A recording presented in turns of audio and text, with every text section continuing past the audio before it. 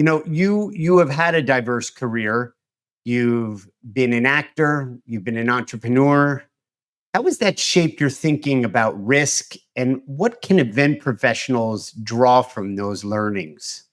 So I think one of the things that I did say, I thought it was a varied career, irrespective of what I did, the actual things that I did, I changed things, right? And I was willing to change and stop doing something in order to start doing something else. Because very often that stopping doing something is the difficult part, right? How many times have we all been to a meeting and we've got a to-do list as long as our arm, loads of new things to do, but no one's actually cleared space in terms of our time and our energy and our money to fund these new things. So here's the thing.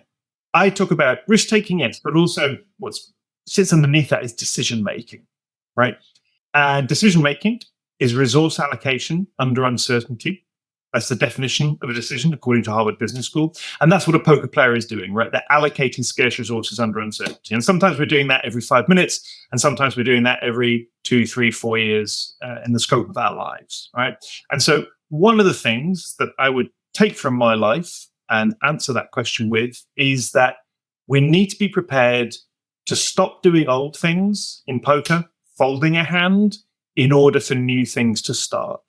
Because actually, when you start talking about resource allocation, what you really have to appreciate is that all resource allocation is reallocation. And for something new to start, something old to stop. And that's what we're talking about when we talk about agility and all of those kind of things in the VUCA environment. So be prepared to do something which has been a bit taboo, I think, until recently. And I think there has been a sea change recently, which is stop doing certain things in your life. Quitting should not be taboo. It's a good positive thing.